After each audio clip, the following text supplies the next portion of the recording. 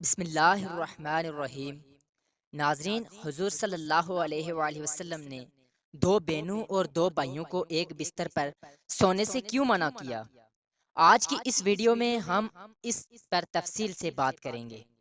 کہ حضور صلی اللہ علیہ وسلم نے دو بہنوں یا دو بھائیوں کو ایک بستر پر سونے سے کیوں منع کیا،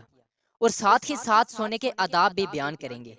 تو لہٰذا اس ویڈیو کو آخر تک ضرور دیکھیے گا۔ محترم ناظرین، رسول اللہ صلی اللہ علیہ وآلہ وسلم نے زندگی کے ہر پہلو میں ہماری رہنمائی کی ہے اور ایک کامیاب زندگی گزارنے کا طریقہ سکھایا ہے۔ انسانی زندگی کے تمام مراحل میں اس نے رہنمائی فرمائی ہے، یہاں تک کہ نیند کی حالت میں کو بھی فراموش نہیں کیا۔ وہ نیند جس میں انسان تقریباً اپنی ایک تہائی زندگی گزار دیتا ہے، اسلام نے اس کے بہت سے آداب اور سنتیں ذکر فرمائی ہیں۔ جو شخص ان پر عمل کرے گا اسے سکون اور اطمینان کی نیند نصیب ہوگی، پریشانی، بے چینی اور بے خوابی سے نجات ملے گی۔ سونے کے آداب میں سے ایک ادب یہ ہے کہ جلد سے جلد سوئے اور بغیر ضرورت کے جاگنے سے پرہیز کرے۔ حضرت ابو برزہ اسلمی رضی اللہ تعالیٰ عنہ سے روایت ہے کہ رسول اللہ صلی اللہ علیہ وسلم عشاء سے قبل سونے کو اور عشاء کے بعد گفتگو کرنے کو ناپسند کرتے تھے۔ سونے کا دوسرا ادب یہ ہے کہ انسان دائیں کروٹ پر سوئے، کیونکہ نبی کریم صلی اللہ علیہ وسلم دائیں کروٹ پر سویا کرتے تھے اور اس کا حکم بھی ارشاد فرمایا ہے۔ حضرت برہ بن عازب رضی اللہ تعالیٰ عنہ فرماتے ہیں کہ نبی کریم صلی اللہ علیہ وآلہ وسلم دائیں کروٹ پر لیٹا کرتے تھے، اور حضرت برہ بن عازب رضی اللہ تعالیٰ عنہ کو بھی نبی کریم صلی اللہ علیہ وسلم دائیں کروٹ پر ہی لیٹنے کا حکم دیتے تھے۔ دائیں کروٹ پر لیٹنا ہی افضل ہے، ہاں قبلہ کی طرف منہ ہو جائے یا پیٹھ، یا قبلہ دائیں ہو یا بائیں، دائیں کروٹ پر ہی لیٹنا چاہیے، کیونکہ اس کا نبی کریم صلی اللہ علیہ وسلم نے حکم ارشاد فرمایا ہے۔ تیسرا ادب یہ ہے کہ انسان لیٹتے وقت دائیں ہاتھ کو دائیں رخسار کے نیچے رکھے۔ حضرت ابو ہریرہ رضی اللہ تعالیٰ عنہ سے روایت کرتے ہیں، انہوں نے بیان کیا کہ حضور صلی اللہ علیہ وسلم نے فرمایا کہ جب تم میں سے کوئی شخص اپنے بستر پر جائے تو اپنا بستر جاڑے، اس لیے کہ وہ نہیں جانتا کہ کیا چیز اس کے پیچھے اس میں داخل ہو گئی ہے، ایسا کوئی بھی نہیں جانتا، اس لیے اپنا بستر جاڑے۔ سونے سے پہلے ہاتھ اور منہ میں گوشت یا چربی وغیرہ کا اثر یا مہک ہو تو اس کو دھو لینا چاہیے۔ رسول اللہ صلی اللہ علیہ وآلہ وسلم نے فرمایا، جس کے ہاتھ میں گوشت یا چربی کی مہک یا اس کا اثر موجود ہو اور اسے دھوئے بغیر سو گیا، پھر اسے مصیبت پہنچی، تو وہ اپنے آپ کو ملامت کرے۔ سونے سے قبل کھانے پینے کے برتنوں کو ڈھانپنا چاہیے۔ سونے سے قبل کھانے پینے کے برتنوں کو بسم اللہ کہہ کر ڈھانک دیں۔ اگر کوئی چیز نہ ملے تو کم سے کم ایک لکڑی ہی صحیح بسم اللہ کہہ کر ان پر رکھ دیں، اس لیے کہ شیطان بند دروازوں کو اور ڈھکے ہوئے برتنوں کو نہیں کھولتا۔ یہ مسلم شریف کی حدیث ہے۔ سونے سے پہلے آگ اور چراغ بجھا دیں۔ حضرت جابر بن عبداللہ رضی اللہ تعالیٰ عنہ سے روایت ہے کہ رسول اللہ صلی اللہ علیہ وسلم نے فرمایا، رات میں جب تم سونے جاؤ تو چراغ بجھا دو اور دروازے بند کر دو۔ حضرت عبداللہ ابن عمر رضی اللہ تعالیٰ عنہ کہتے ہیں کہ نبی کریم صلی اللہ علیہ وآلہ وسلم نے فرمایا، سوتے وقت اپنے گھروں میں آگ کو جلتے ہوئے نہ چھوڑو۔ ایک اور روایت میں ہے کہ چراغ بجھا دو، کیونکہ بسا اوقات چوہا چراغ کی بتی کو بھڑکا کر گھر والوں کو جلا ڈالتا ہے۔ ایسی چھت پر سونا منع ہے جس کے اطراف کوئی آڑ نہ ہو جو گرنے پڑنے سے روک سکے۔ رسول اللہ صلی اللہ علیہ وسلم نے فرمایا، جو شخص ایسی چھت پر سوئے جس کے اطراف کوئی آڑ نہ ہو اور وہ اوپر سے گر کر مر جائے یا اسے کوئی نقصان پہنچے تو وہ اللہ کی ذمہ داری سے بری ہے۔ اب ہم اپنے موضوع کی طرف آتے ہیں کہ حضور صلی اللہ علیہ وسلم نے دو بھائیوں یا دو بہنوں کو ایک بستر پر سونے سے کیوں منع کیا ہے۔ ناظرین، اسلام انتہائی صاف ستھرا اور پاکیزہ دین ہے۔ اس کے احکامات انتہائی عمدہ، تقوی، خوف باری تعالیٰ اور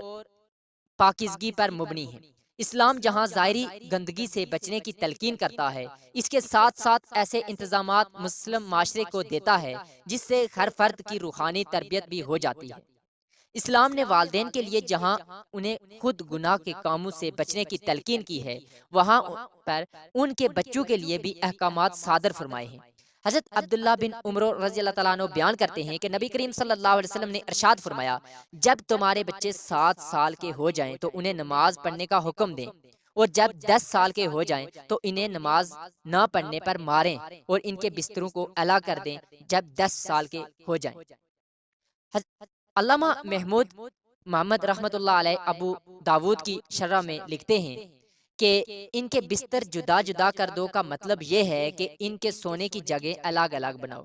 اس لیے کہ جب وہ 10 سال کو پہنچتے ہیں تو بلوغت کی ادنا حد تک قریب ہو جاتے ہیں، ان کی شہوت زیادہ ہو جاتی ہے اور ان پر فساد و خرابی کا ڈر ہوتا ہے۔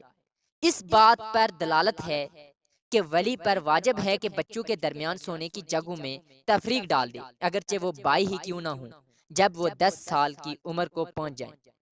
حضور صلی اللہ علیہ وآلہ وسلم نے بچوں کو علیحدہ بستر پر سلانے کا جو حکم آج سے 1400 سال پہلے دیا، آج کی ترقی یافتہ میڈیکل سائنس اور جنسیات کے ماہرین نہ صرف اس کو تسلیم کرتے ہیں بلکہ اس پر زور دیتے ہیں، اس کے فوائد گنواتے ہیں اور اس سے لاپرواہی برتنے پر برے انجام سے ڈراتے ہیں۔ کتاب اپنے بچوں کو جنسیات سے آگاہ رکھو، جس کو انجمن مائنہ اطفال امریکہ نے تیار کیا ہے، ضروری ہے کہ بچوں کو ایک بستر پر نہ سونے دیا جائے، اور بہتر تو یہ ہے کہ انہیں ایک کمرے میں بھی نہ سلایا جائے،